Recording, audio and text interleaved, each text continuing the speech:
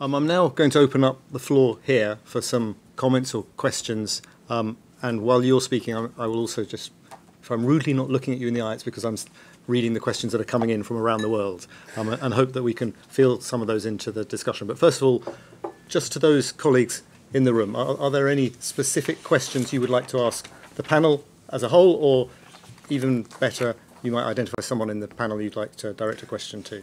So please identify who you are and your affiliation, and welcome your question. I know who you are, Jackie. Hi, is this on? I'm Jacqueline Fries. I'm humanitarian doing cash for almost 20 years now. Thank you to the panellists for a great overview of what's in this report, which I haven't read. My question would be if this State of the World's Cash is perhaps going to be a regular publication as some of the other State of the World's, nutrition and all the other ones that we have. Have you got any ideas on how we can see more information on not just more cash, but better cash, especially with the points that David raised about the local actors, the World Humanitarian Summit commitments, and the increasingly difficult access to the humanitarian populations that we're trying to serve? Thank you. Thank you. I might just take a couple of others to kick off. Any other questions? This side of the room. Gentlemen. Hi, I'm Tom Fisher from Privacy International, and we're also doing some work with the ICRC at the moment on humanitarian programming and metadata in messaging apps and cash transfer programming.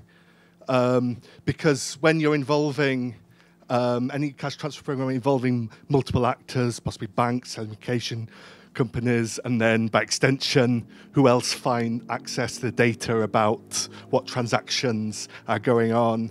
The potential risks there for harms to beneficiaries, both even financial harms and also risks to populations by tracking their movements and things from these things is there. So I'm wondering what level of collection of data on those kind of risks and harms was going on, and whether measures to mitigate those are being introduced. Thank you. Just one more from the front here. Hi, I'm Jake Zarens from Habitat for Humanity in the shelter cluster. Sort of very interested in, and we're talking about doing more and scaling up, which I think certainly the shelter sector is very keen to do, but we have lots of questions about how to do that. Lots of the tools and approaches that have come from predominantly food security are very commodity focused, and the markets in which we engage are quite complex, very different, and I know that to be true for lots of other sectors. I'd be interested to know, particularly from the donors, how are you envisaging to support specific sectors to build our capacity to actually deliver on the objectives that have been sort of set to us around efficiencies, using single payment modalities, shared resource, etc. And we have very different needs and approaches to reach the sectoral outcomes that we need to. I'm just going to take those first ones, and then we'll come back again for a second round of questions. On the question of more cash as opposed to better cash and greater impact on cash interventions, Alex, are you willing to? Why not? Let me maybe answer Jackie, and I touched on Tom's point. So will this be regular? Well, let's see. It's been a huge effort, and I should really pay tribute to all the people who've been involved. It's been a great team of people working, and also to the donors. We greatly appreciate the financial support that made this possible. I think it's unlikely we'd be able to do something of this breadth and depth every year, but we do want to do updates, and we want to keep people's feet to the fire and understand what progress is being made across different areas, particularly against the formal commitments that have been made. In terms of deepening the analysis, as you say, I mean, we all know how difficult it is to measure the quality of humanitarian aid, and there's a lot of debate around at the moment about coming to clearer common outcome indicators. If that's possible, if it's possible to do some of the things Matthew was saying about be a bit more transparent on costs and so on, the more that data is available, the more the analysis is possible. I think there's certainly a lot of discussion about it at the moment, and our opportunity is to turn that into real action. Let's see if we're able to take it. Are you willing to respond to the habitat question? The habitat, that was Jake's question around building capacity and so on in different markets. Well, I suppose maybe the first part of my answer would be to come back to the point, which is a bit of a mantra maybe, but I just think particularly for people like me who sit behind a desk in London, is to remind ourselves it's all about the beneficiary, really. So it's kind of, in a way, the question is less how do you help sectors than how do you help beneficiaries, and how do you help beneficiaries meet all their needs, and those needs of course are multi-sectoral and so on. So I suppose that's the first thing. And maybe the second thing is that when we're thinking about capacity, rather than thinking about building the capacity of other donors or international NGOs, I think we need to also think first of all what about the local agencies and the local NGOs. We've heard that really there hasn't been enough, not local NGOs, just NGOs, but government, other types of institutions locally. So I think that needs to be really at the centre of the things that we do. And we've seen from this report we're not really doing that well enough at the moment, and we need to do more. I think more broadly than that, that the kind of,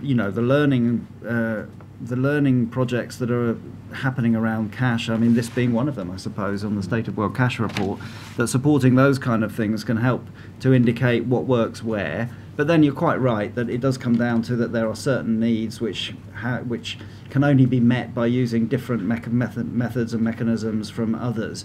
And I think it's incumbent on all of us to work together to try and find out what works, what doesn't work, to experiment together and to help each other to build our capacities. So I don't know if that quite gets to the answer, but have another crack at me if you think I've not quite got to the heart of it. I suppose in a way I might want to throw it back at you and say, well, what are you doing to build your own capacity if it's about you?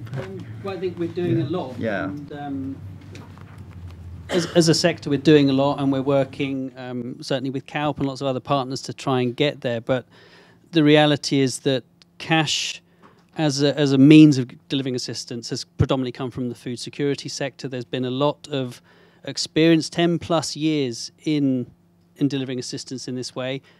And within that assistance, we're looking predominantly at asset transfer. How do we get something to people?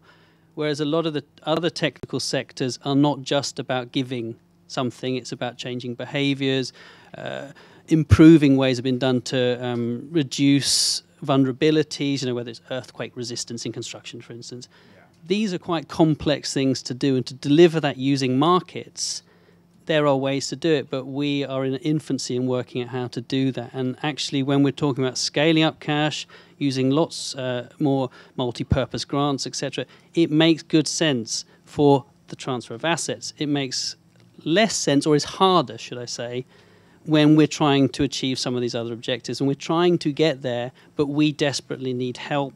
The shelter sector is probably one of the more advanced, but we need a lot more help.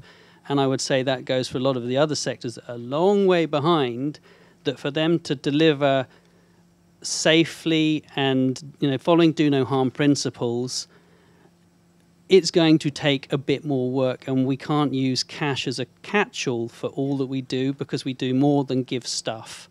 And I think that's a worry that some of the sectors have, and we need help and time actually to be able to do the learning you describe, so that we can use these modalities most effectively without causing harm. And use the word experiment. Yeah. It's not always the best word to use when trying to work out how to assist people, because obviously outcomes are not always what we might want. So I think sort of the angle I'm saying is basically some of the technical sectors, we do need help, we do need time, and we need broader assistance from the expertise in this room and outside to advance that. And when I talked about building capacity, it's so that we are comfortable within our areas of expertise to do what we're here to do. Well, I completely take that point, and I think Fiona made the point that cash really, really important, but it's not ever going to do everything, and you need other complementary initiatives as well. So that's part of the answer. Another round of questions from this side of the room.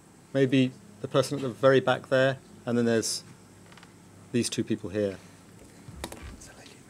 Yes. Thank you. It's just an observation linking to what Jake just said. In the report, we read that WFP received $10 million US over a period of 3 years to build capacity. So I think that investments do make a difference when it comes to getting better at delivering cash. Can you just remind us who you are? Francesca Battistin from Save the Children UK. Thank you. There was one other arm waving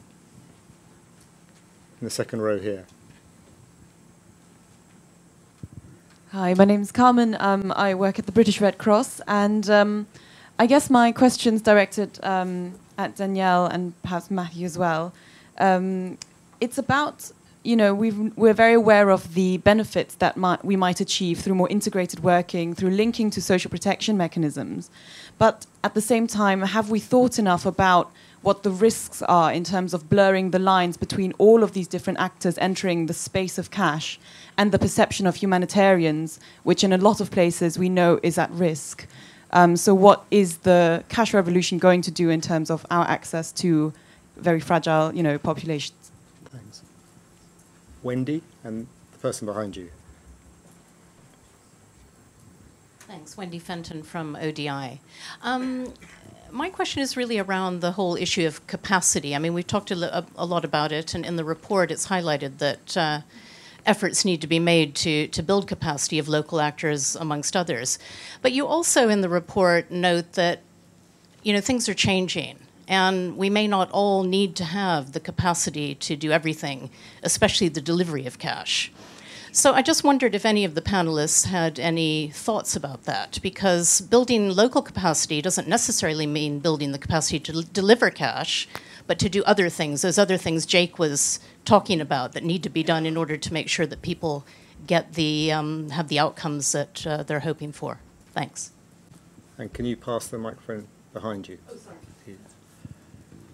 Thank you. I'm Anne-Marie from UN OCHA. It's great to be here with all of you today, and I just wanted to say that it's really great to hear the emphasis placed on keeping beneficiary needs front and center.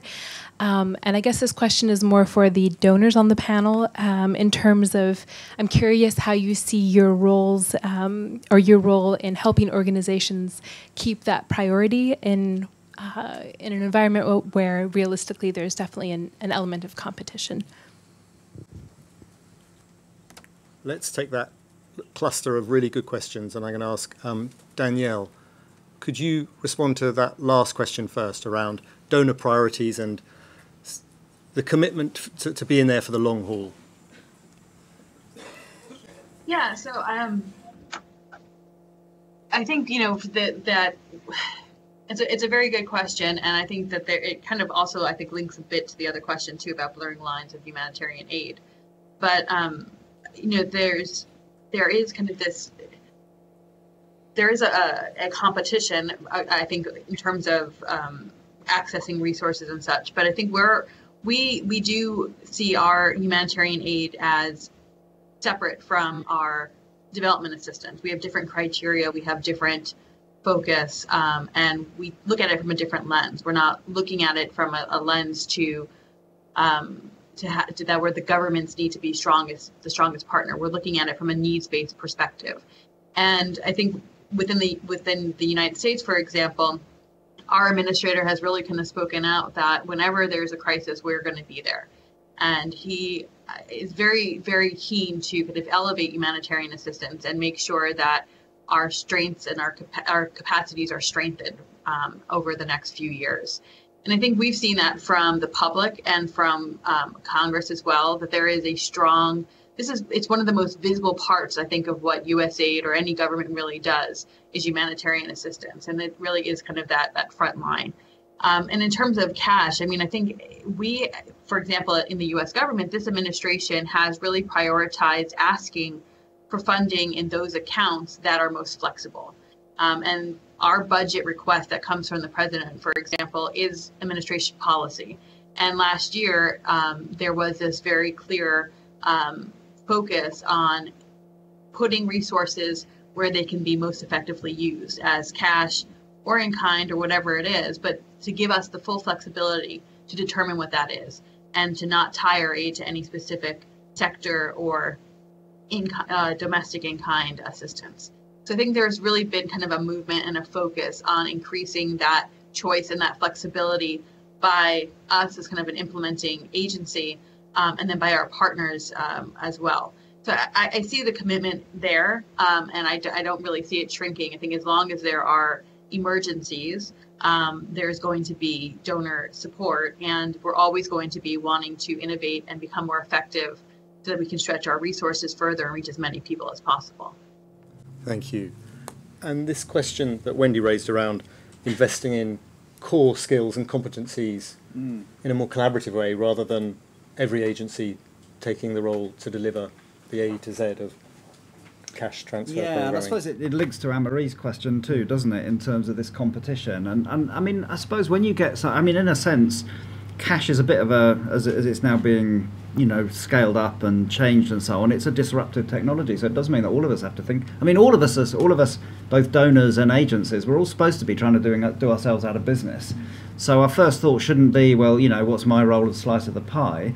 I guess the better question really in all that is, well, where can I really add value and where do I want to specialise? And maybe it will mean that we will be kind of configured slightly differently. I was talking a bit earlier on about breaking down what the different functions will be, you know, from the protection, from beneficiary lists and actually the kind of targeting and understanding who needs help and how they should get it, through to delivery, monitoring and assessment, evaluation. There are lots of different bits of the chain. Organisations will have to ask themselves some hard questions about where they want to specialise and where they think they've got, you know, comparative advantage and where maybe they haven't got a comparative advantage, and we'll have to change. So I think that's an important bit of it. I mean, I think it is true when it comes to, you know, how it looks on the ground. We want to make sure that things are being delivered and capacity is being built in a coherent kind of a way.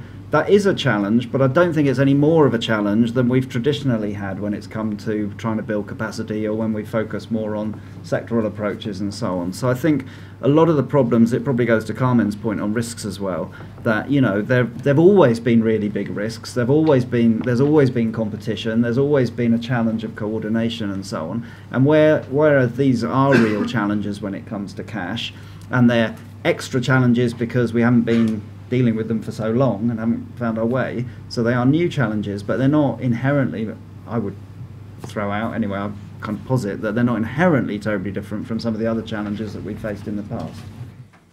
Thank you. I'm just going to take a few questions from colleagues who are online, and then we'll come back to those in the room. Nina asks, has gender been addressed in the full report? Cash can either empower women or potentially expose them to increased risk of gender-based violence. Please could the panel reference what modalities, approaches they have found through the development of this report to be most effective in reducing risk and empowering women? Shall I just answer that? Please. So the straight answer to the question is not enough. Has gender been covered in the report? However, the good news is that we actually have CalPERS running a gender symposium in Nairobi next month, which will bring together a great range of evidence on the relationships between cash and gender. And there'll be a lot of discussion there, and there'll be publications coming from that. So watch this space. And please join. You know, you can still join that symposium if you'd like to. And another question from Zara asking, are there examples that the panellists have of where they see multi-purpose grants perhaps taking lessons learnt and being applied in recent disasters? I'm thinking of some of the recent big emergencies, like in the Caribbean or maybe in Bangladesh. And if the panel aren't able to offer any, I ask the floor equally if there are examples of multi-purpose grants and some of the learning around that and evaluation.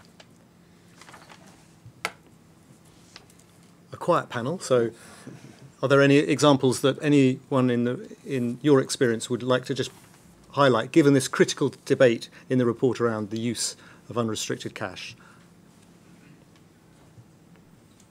A microphone, but you can speak loud enough.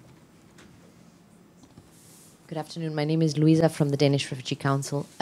We have a number of multipurpose cash grants. Matthew mentioned Lebanon is one of them, and that's where the term came from. But Somalia has been doing multipurpose cash for years, and Danielle also mentioned some of that. And so, what's interesting about that is, when we're looking at multipurpose cash going beyond sectors, it does free up agencies to think about what are the complementary initiatives, whether, you know, Fiona mentioning protection initiatives, counseling, Jake was talking about shelter.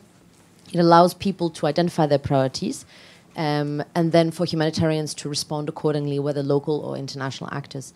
There's also currently a project funded by ECHO, the Enhanced Response Capacity Project, looking at the uptake of multipurpose cash. And it's a consortium led by Save the Children. And there was a pilot in Nigeria, and there was another one, there's another one currently ongoing in Ethiopia, looking at how multipurpose cash can be better utilized. But I think we're still kind of trying to learn from some of the responses in the Caribbean and then the proposed responses now in Bangladesh and Cox's Bazar. But let's keep that space open. We know that CALP is following on that very closely. Thank you. Thank you.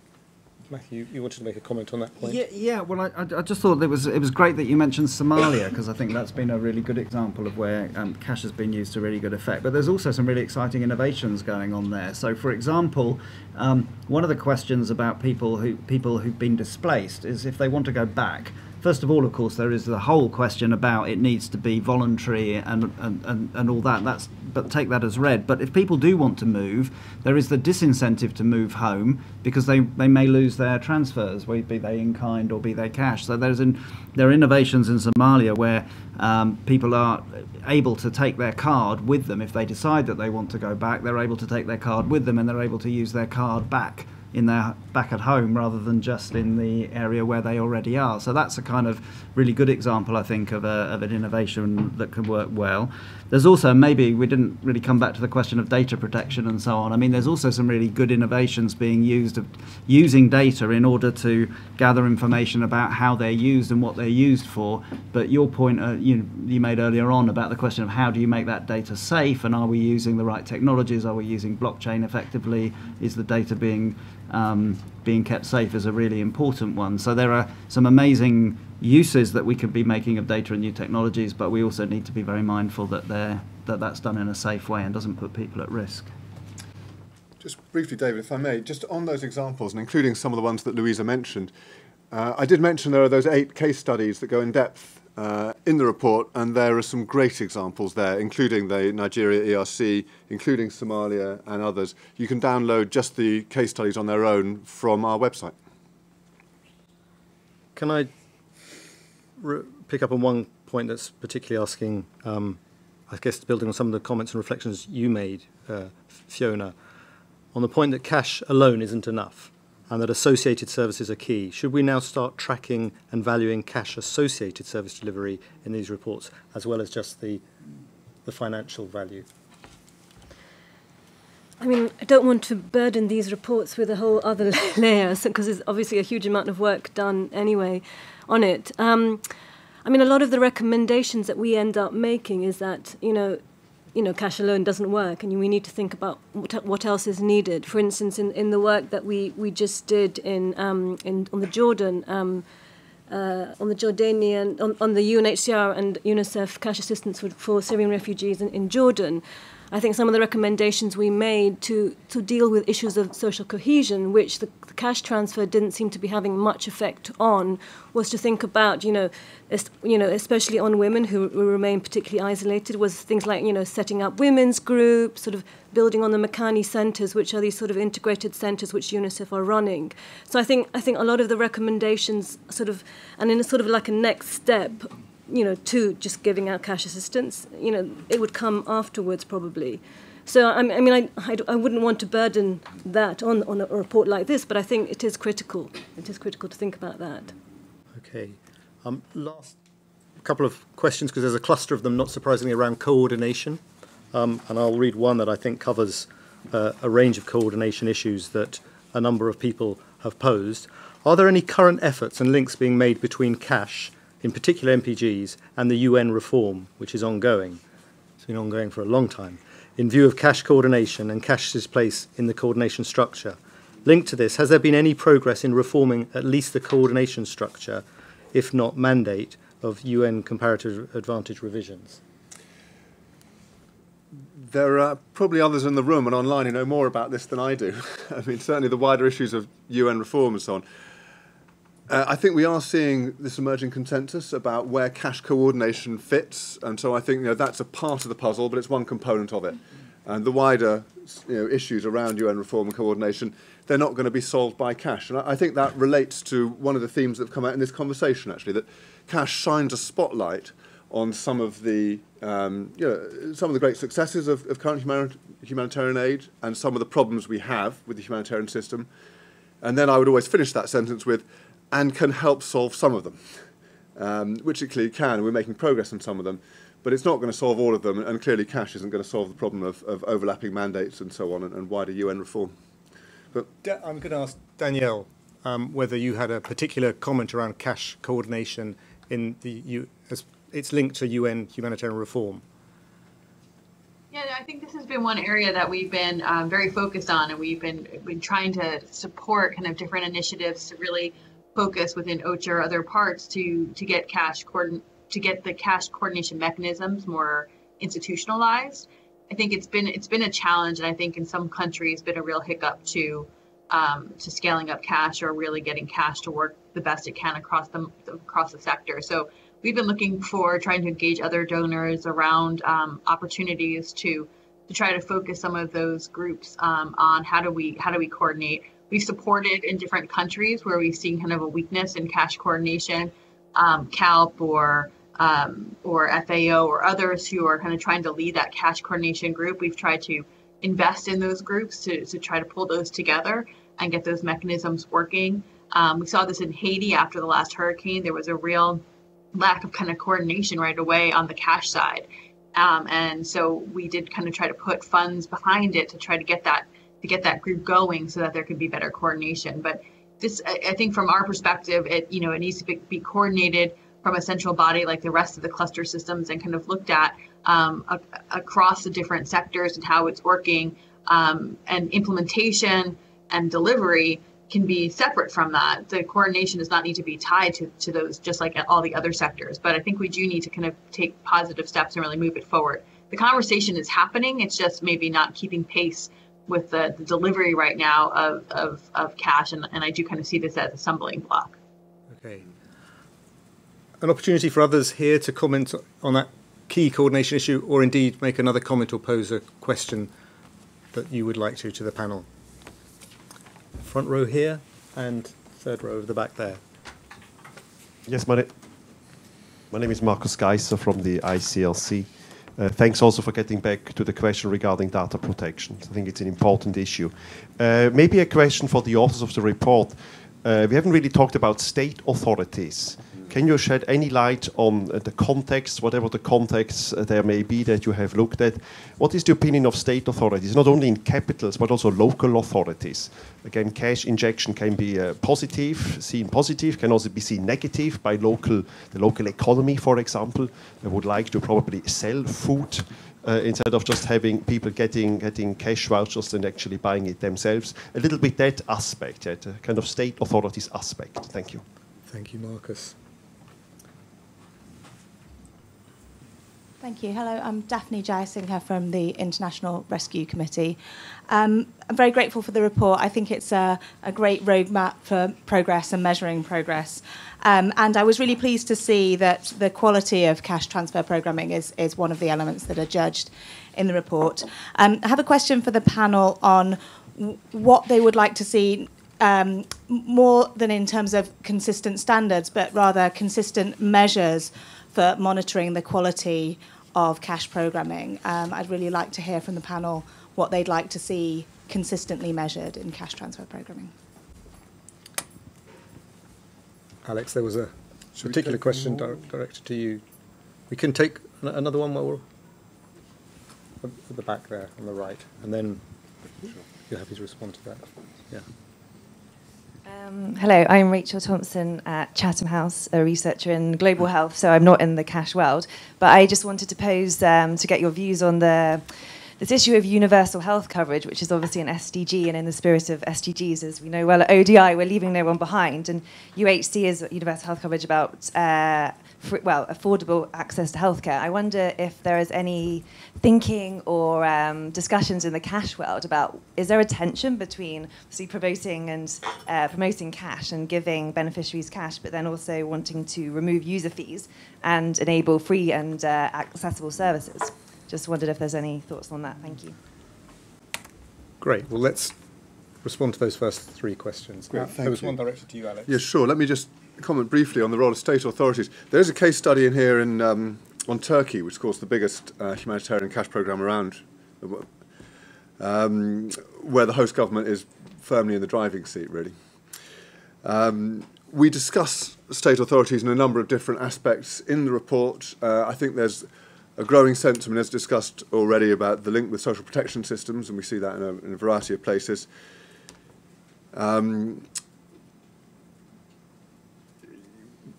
are many different aspects of it. I'm not sure we go into great depth across all of them, but I'd encourage you, have a look through.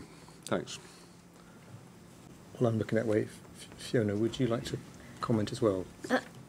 On this last one, I was going to comment on some ideas for measures to which we could consistently include.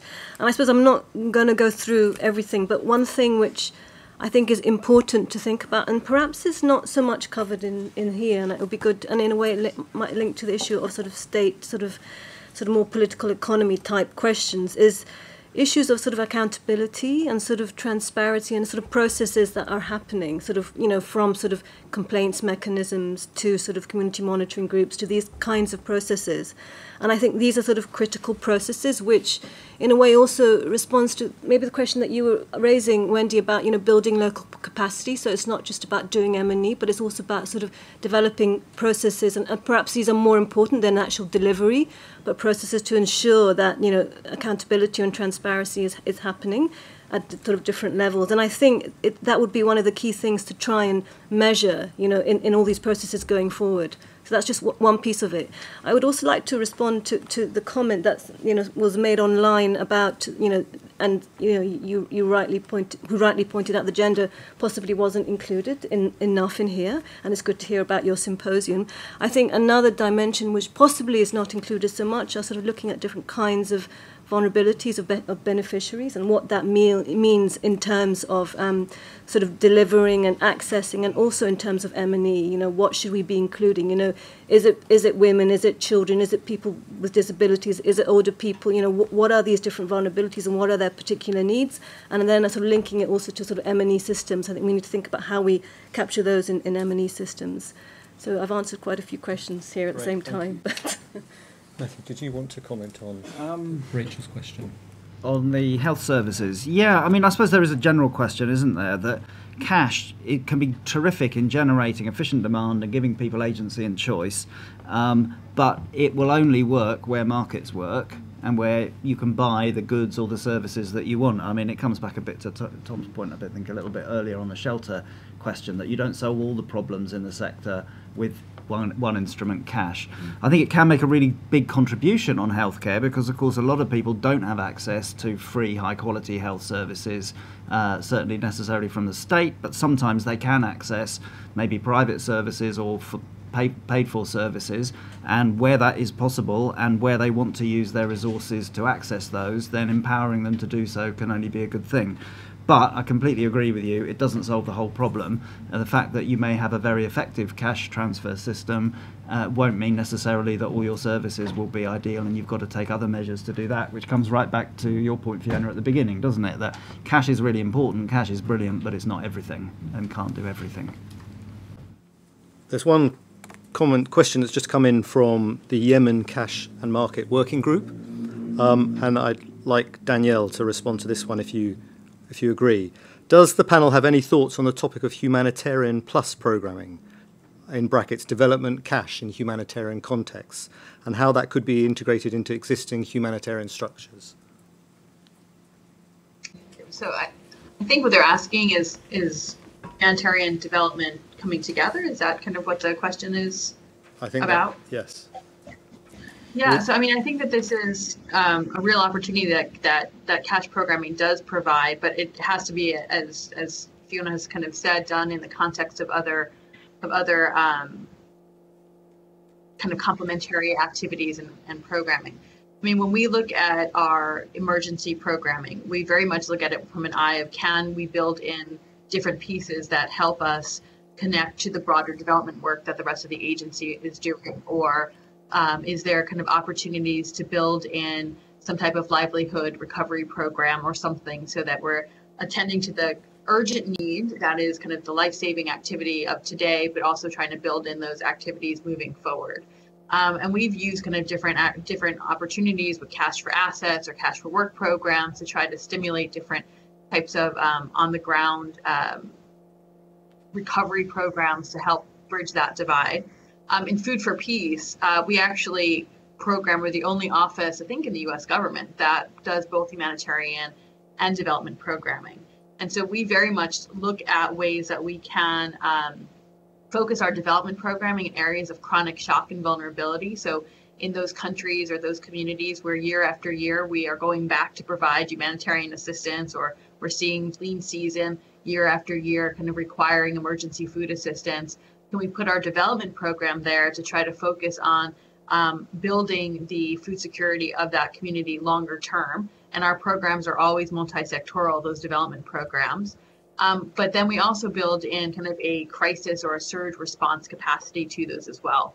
And so in many places, we've seen where this has happened in Haiti and South Sudan, and other countries where we've had development programs on the ground focused on food security, but then some kind of shock has happened, whether it's a hurricane, a drought, or a conflict.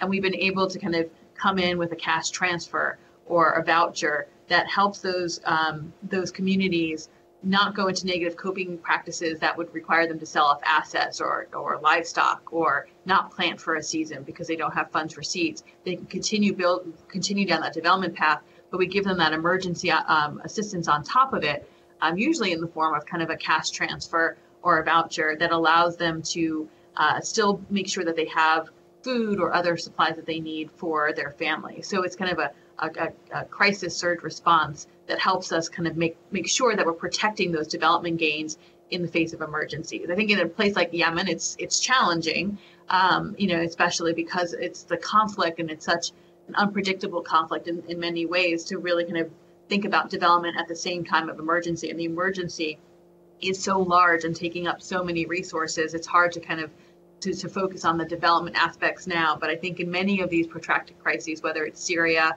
or Yemen or South Sudan, we do need to start thinking about kind of that recovery phase. What happens next? What happens when the conflict is over? And we've definitely started to think about that in Syria and adjusted our strategy there so that it's not just focused on the immediate and the today, but also on the tomorrow, and kind of looking down that road. So we're taking a very, I think, intentional steps to start focusing our programming that way. And I think it's not just the cash. I think cash is a tool that helps us do that, but it's kind of thinking through the entire program of what types of activities do we need to help that community and that country recover. And cash is definitely a tool that allows us to do it more efficiently. Thank you. Question in the corner here, and then two on this side of the room. Hi there, I'm Michael Cook from Give Directly. We've heard some really welcome focus on putting beneficiaries at the centre of what we're trying to do with cash, and also some about the shortcomings of the system as it exists at the moment. How does the panel think that beneficiaries would design a cash transfer system? We'll take one more here. Hi, my name's Edward Fraser. I work for People in Need. I wanted to explore a little bit the localization agenda and use this report as a lens through which to view that agenda. I'm keen to know the nature and extent of local organizations within the production of this report, and particularly if they were involved, to what extent their views might have differed from larger international NGOs and UN agencies. Thank you. I'm going to ask you to have a stab at that first question around how a beneficiary might design. It's a really good question, actually, and I've never thought about it because, when we go and do our research, we ask people, what works, what's working well, what challenges do you face. So they list a lot of the challenges, but we have never asked them to say, so how would you do the system yourself? I mean, just some of the challenges, for instance, that people just now were telling me in Nepal is like, for instance, for the disability allowance or grant, they're moving now to a banking system, and for disabled people, and particularly disabled people, the sort of facilities are not set up for disabled people to go to a bank. So, you know, there's no ramps. For the blind, there's no braille. They can't, you know, often the ATMs are on second floors. So, you know, so I think they would, you know, a disabled person would probably say it needs to be disabled friendly. We need to have some sort of system like that. I think if it was a sort of general sort of family grant, you know, and if you know, something that they were telling us a lot in Jordan, for instance, they were saying, we want more of a sort of personal experience. You know, want people to come and visit us and spend time with us and talk and you know, so that they can hear our problems. And I think there is actually a move now to increase the sort of cadre of sort of social worker types who go out to the houses. So that was sort of, in a way, was a bit of a result of some of our findings and other people's findings. So now, rather than just do M&E or sort of, you know, 5 minutes, they actually, you know, they're increasing this cadre to go to people's homes and talk to them. So more sort of a human touch. I think everybody will probably tell you that it's not enough. That's the first thing that they will say, that, you know, they welcome it, and often people don't want to make complaints, which is another problem, because they feel that if they make a complaint, then they will be stigmatized or they will be denied the money, but they usually tell us it's not enough. So although there's very careful calculations on how much it is, based on sort of vulnerability assessments, sort of minimum basket of goods and things like that, they will tell us it's not enough, but they don't necessarily complain. So, you know, increasing it, you know, but, you know, where's the limit? That's what they would say. Other problems are referred to access, for instance, in a country like Jordan, for women to go out alone and to go alone to access this. So, you know, they might say, I don't know, you know, is there ways that could be delivered in a more sort of neutral way to their homes? Obviously, that has huge implications. I don't know. These are just some thoughts, and maybe other people have some thoughts as well. Or maybe you have some thoughts. Do you have any? Well, I think my main thought is that we should ask. Yes. Yeah. I don't know the minds of. They tell us challenges, but, you know, what the problem is. But when we ask how would you like it delivered, you know, there's less of a response when we ask. Just sitting here, I know the Humanitarian Policy Group here in ODI, they just published some reports, didn't they, earlier this year on how to redesign the humanitarian system, you know, as if people mattered, or I'm not quite sure what phrase they used, but, you know, a beneficiary-centered approach. So maybe there's some material in that. We are rapidly approaching 3:30, and I sit here having not done full justice to many of the questions and comments that have come from colleagues who've been following this over the last hour and a half online, and I know there are more questions here. Thankfully, there's a very good report that I'd urge you to read that covers many of those questions, but I think it just highlights for me the extraordinary level of interest and commitment to really engage with the cash agenda, and I think the report will play a really valuable role in helping address some of those issues. We've covered an extraordinary wide range of issues over the last hour and a half, and I'm just going to invite our panellists to give one parting comment reflection as we move towards just concluding this launch. So I'm going to start with you, Alex. Okay, thank you. Well, firstly, I'm absolutely delighted to hear all the nice things people have said about this report. So I do hope that it provides a basis for a common conversation about the next steps. I think that's what we need, and I think the more dialogue we can have about, well, how do we work together to make the most of the potential for cash, the better. And just to take one example of that, I was really struck in this conversation by this question about investing in capacity. So we need capacities to do cash programming. We're still not quite sure what the configuration of capacities across different humanitarian actors should be. So that's one question we've got to answer. And we've got to link up the resourcing to that. And that's really tough. And I think that does mean looking beyond individual responses and trying to maximize efficiencies within individual responses to try to think about, well, what's the standing capacity that we need and what we think of as a humanitarian system, and considering some of the issues we talked about around localization, but also the international actors who obviously still do have such a substantial role. And I'd love to see more joined up conversation about what capacities do we need to invest in and how do we get the resourcing to them, alongside the conversation about how do we make sure that we've got the most efficient and effective response within any particular humanitarian situation. Thank you.